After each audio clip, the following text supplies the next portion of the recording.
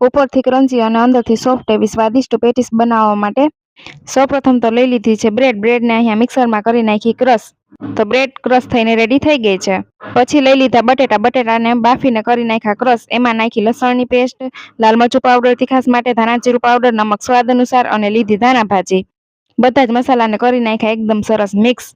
તો અહીંયા આપણા મસાલા મિક્સ થઈ ગયા હતા અને ગોળ શેપ આપી દીધો પેટીસનો. તો બધી જ પેટીસ રેડી થઈ ગઈ છે અને બ્રેડનો ભૂકો આપણે લઈ લીધો છે ડીશમાં. હવે મેંદાના લોટની છે ને પાણી નાખીને એકદમ સરસ પેસ્ટ બનાવી લીધી. તો અહીંયા આપણી પેસ્ટ પણ રેડી થઈ ગઈ છે.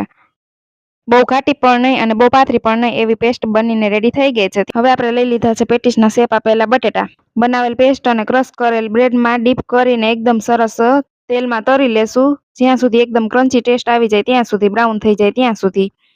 તૈયાર છે આપણી એકદમ સ્વાદિષ્ટ પેટીસ. લોંગ વિડીયો આપી દીધો છે યુટ્યુબ ચેનલમાં. સ્વાદિષ્ટ પેટીસ તૈયાર છે.